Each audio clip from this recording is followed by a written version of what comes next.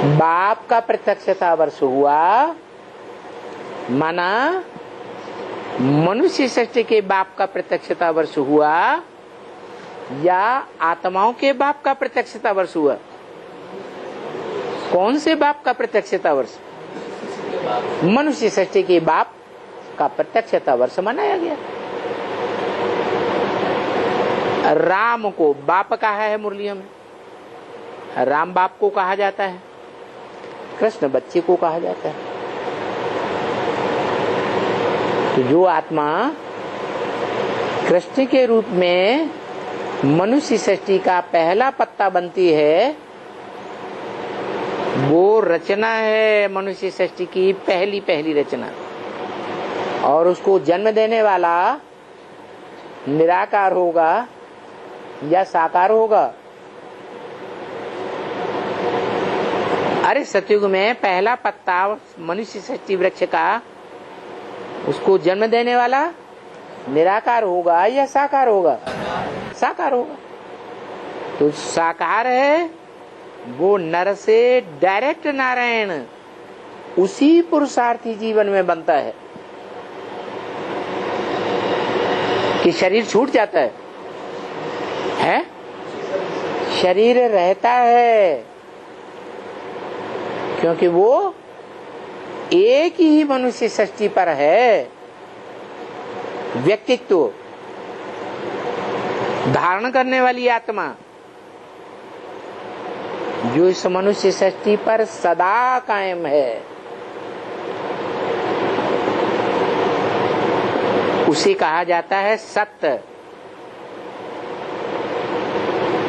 जो सत्य सच्चा है वो सदा कायम रहता है, जो झूठा है वो भाग खड़ा होता है। जैसे भारत देश में कितने आक्रांताओं ने आक्रमण किए, विदेशियों ने, भाग गए या डटे रहे हैं? भाग गए। ऐसे ही है इस मनुष्य सृष्टि पर एक ही आत्मा सत्य है, चैतन्य रूप में चित्त है, और आदि में उसका पार्ट, मनुष्य सृष्टि के आदि में उसका पार्ट क्या है? क्या है?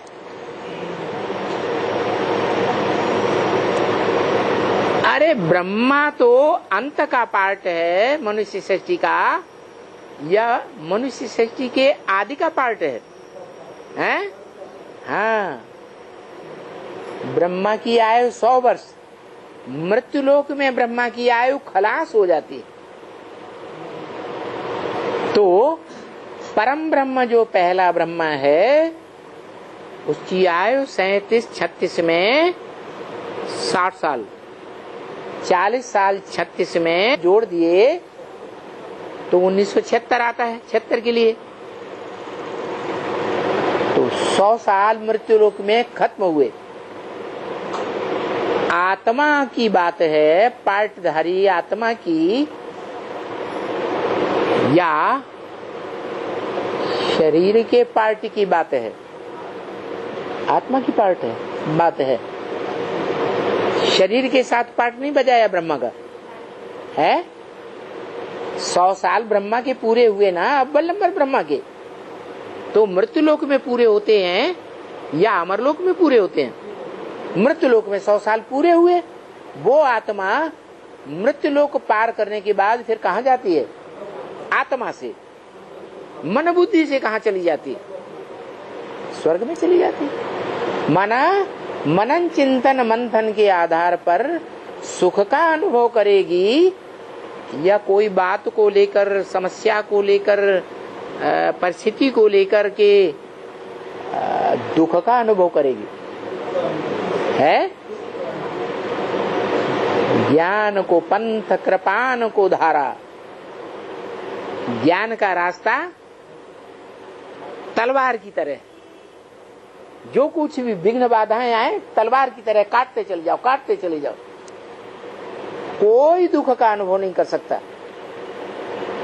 अगर ईश्वरीय ज्ञान पूरी रीति बुद्धि में बैठा हुआ है तो दुख की कोई बात हो ही नहीं सकती। इसलिए बोला है